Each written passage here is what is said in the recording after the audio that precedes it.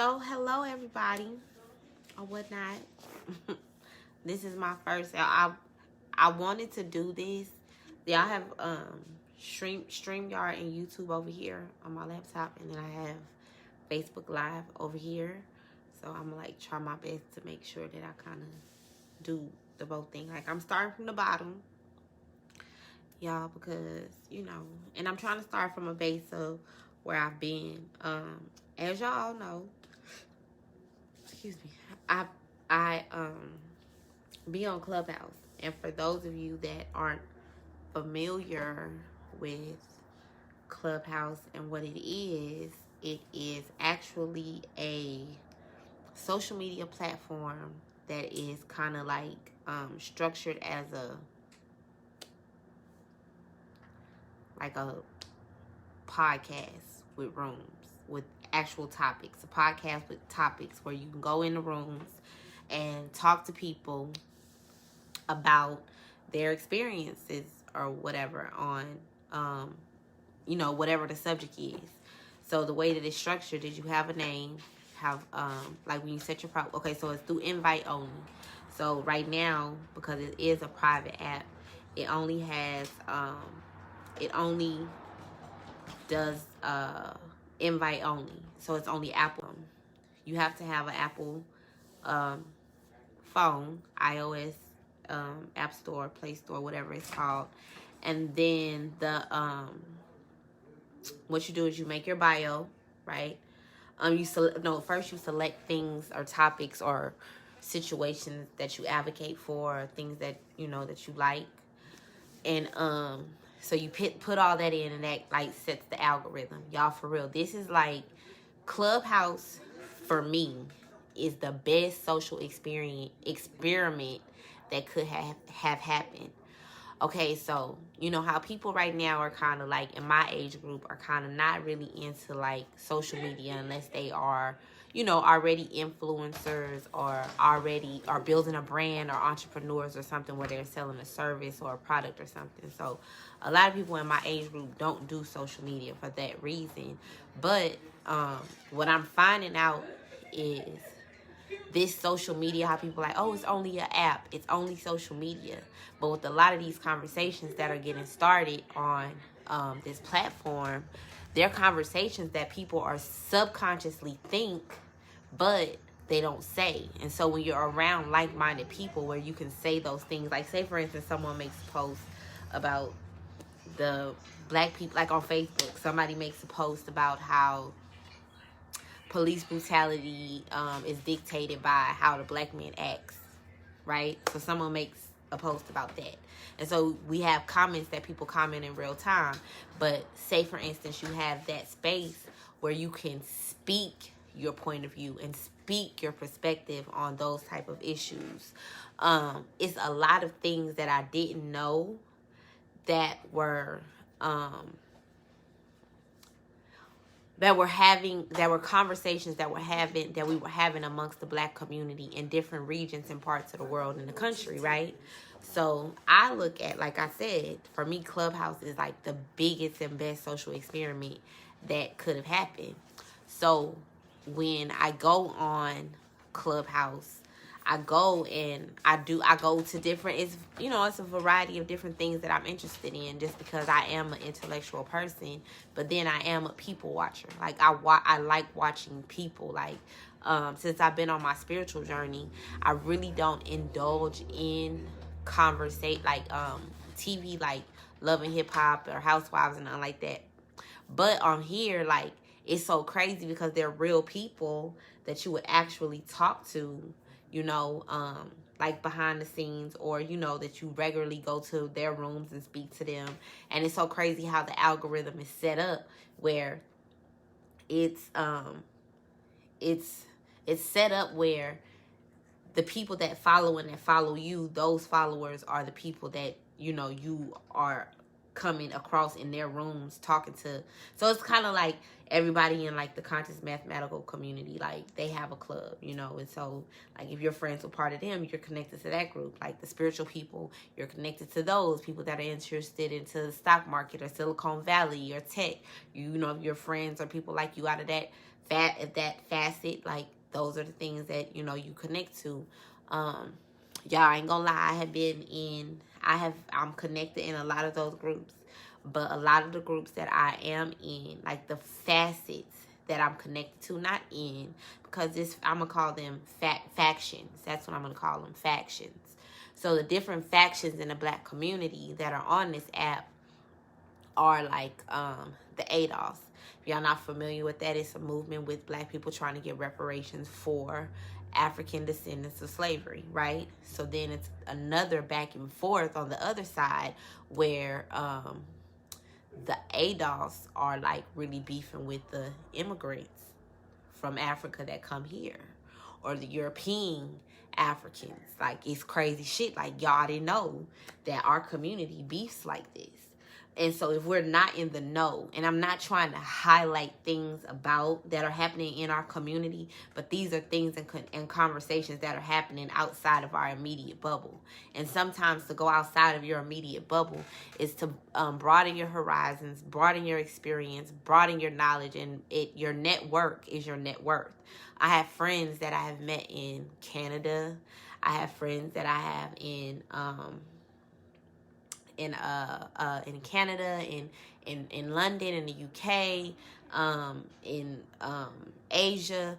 So you meet different people in different places, and so we're all in the pandemic, right? So you really get to hear how the pandemic is affecting or not affecting different people in different regions, and even different parts of the country is different. Like me living here in Texas, the pandemic wasn't as heightened as in other places. As far as protesting here in Dallas, we protested, but it wasn't as heightened as in other places.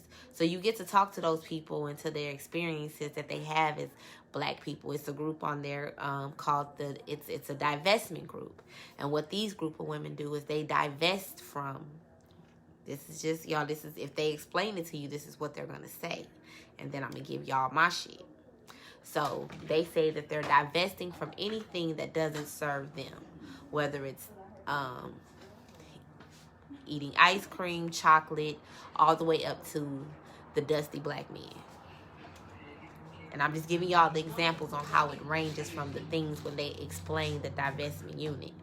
And y'all, for all y'all that please support me, go and like my YouTube channel. It's called Goddess Cloth Talk. I'm on live right there over here.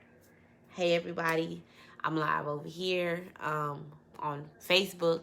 I'm gonna try to get it where I can be live on all 3 platforms, on YouTube, Instagram, and Facebook, so no one will miss kind of what I'm trying to do. Okay, so let me finish talking about, okay, so the divesting, that's what they say, they're divesting from anything that doesn't serve them, which is supposed to be something that we kind of use in our everyday life with things that don't serve you. Of course, you're supposed to disengage from it, but they're using Black men as a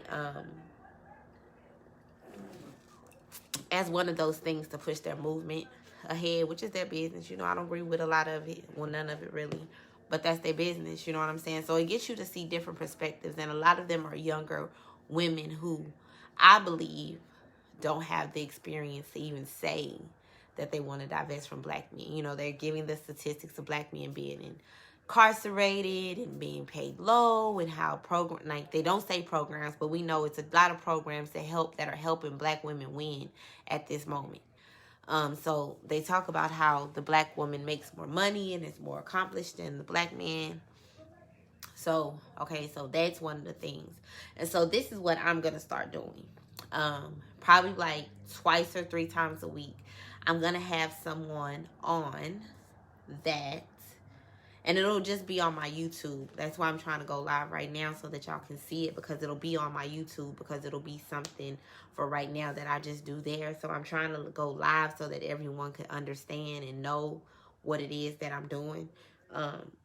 So because I do maneuver in a lot of different factions on Clubhouse, I was going to have the heavy hitters and the people that are influential in their rhetoric come on to the YouTube platform and speak, their position, who they are, what they're doing for the Black community.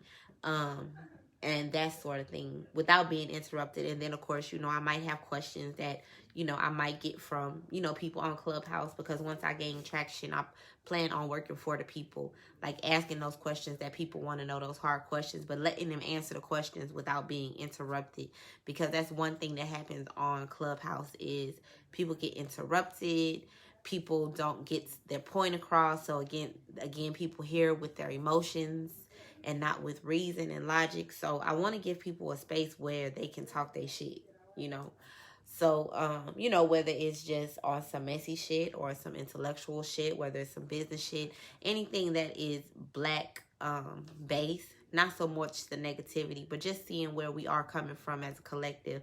Because one thing I do know that is community is everything. And just because we have different ideas, different ways and different experiences of navigating being a Nubian period in the world, because I plan on having people, from Canada and the UK as well, and South America and stuff, like people that, in Africa and that aren't indigenous to America or from America or might live here, and they can talk about their experiences and have some of the ADOS community, some of the tech guys to tell y'all how social media is going, and so that we can understand. A couple of people on here that can talk about the stocks, the Bitcoin, what Dogecoin, what to invest in, what is investing, and how we can do our part in the Black community to even learn how to do it on your own without giving someone else your money to flip, to just be accountable for self. What else? So yeah, that's kind of where I'm going with this whole movement. I had an epiphany. I went camping yesterday for 420, so I actually had an epiphany on this whole movement that I was doing. It was a room that I was in, and it's a group of young men and women that have connected on the app, and they do a thing called Love and Clubhouse. And so what they kind of do is they recap everything that happens on Clubhouse. Like they recap on every Monday in the morning, and then they do an update every day in the morning. So they update on what's been happening. So like if you into it with somebody, you have different agreements, because shit get heated, y'all. It really get heated. Like Black people have contentious conversation because we built for that. So like the same kind of energy you would have in a family reunion, just picture that with people that you don't know. So yeah, of course shit gets out of hand. Of course shit gets disrespectful, but I wanted to kind of grasp and kind of get people under a light where they are. And y'all, I know I look raggedy, but I had to do this. Like, I had to jump this off right now. I'm going to do better with my appearance the next time, I promise, and my little setup. But a lot of people don't communicate effectively. So I wanted to give this a platform where people can actually get their point across, get their cause across, get their rhetoric across without being interrupted. And then, go back on Clubhouse, and if someone check you on something that you said, you can correct yourself, but you got your point across, and you can tell them where to come to go reference themselves. So I'm kind of want to be that bridging gap of the Black community to the rest of the world and to other people in the world, so they can know what other Black people are doing. Because like I tell the people on Clubhouse, like we're the 30%. Like a lot of the people on Clubhouse are first, second, and third generation of the struggle. It's not a lot of people in the struggle that are on this app. So a lot of the things that they're saying are solutions because they're coming out the struggle, so they're outside the bubble, so they're able to see what's going on. But a lot of their resistance to helping Black people is viewed on what the media push because of mass media, because they are first and second generation out the struggle, so they haven't been in the struggle, and they're not boots to the ground, and they're not really invested on going back to the struggle, but they're still part of us, because if something happens to them, something happens to all of us, as we can see what happened with George Floyd. And it was a lot of confusion with that too, because a lot of people were saying like, okay, y'all don't get too happy, but for me, at least we have a case that's a prototype of a police officer um, being convicted. That was the big triumph for me, is that we saw a police officer be convicted. Just like Brown versus the education system. That was a case that is used as a prototype for other cases like that. So now that we have an officer being being accountable, held accountable for his actions, that can be used as a prototype for everyone else. So it's conversations and things like that happening. I plan on having a lot of different people on here on YouTube. Yes, guys, it's going to be on YouTube. I'm going to try to do Facebook kind of later on. I'm going to integrate doing them because I want to be able to maybe also have, Clubhouse going on at the same time where like people on Clubhouse can ask questions too. So, this is a work in progress. I just wanted to kind of just put my vision out there. Y'all that fool with me. Like, it's a work in progress. You see where we at. I'm good with starting from the mud and rising to the top. So, this is about being consistent for me. Because I was wondering, like, dang, like, I wanted to do a podcast. I know that I'm going to do the podcast, and the podcast is going to be connected to my YouTube, but it's going to be something that, it might be you'll catch somebody that doesn't want to be seen on the podcast. The podcast is Goddess Cloth Talk on Anchor. I have to check. I think it's on podcast on Apple too, but I know for sure it's on Anchor. So, yeah, that's something that we can do to kind of catapult the community into unity. That's my whole thing, y'all. Like, it's not about us having divisive conversations. We are different people. We come from different backgrounds, different experiences of being Nubian Americans and Nubians across the world, period. I'm not going to X them out because you come over here to America, you look like us, you're going to get treated like us. And we go over there, we look like them, we're going to be treated like them. And even worse because we are Americans. So, I wanted to just kind of share this with my community. You know what I'm saying? Like, I was told, watch out, people might try to steal your shit. And I'm not tripping, you know what I'm saying? What's for me is for me. You know what I'm saying? I had, it was someone that was on Clubhouse yesterday that was very inspirational to me. And as I gain traction with this, I want to be able to have him on where he could talk about what he said in that room, where I can give to y'all what really made a difference to me.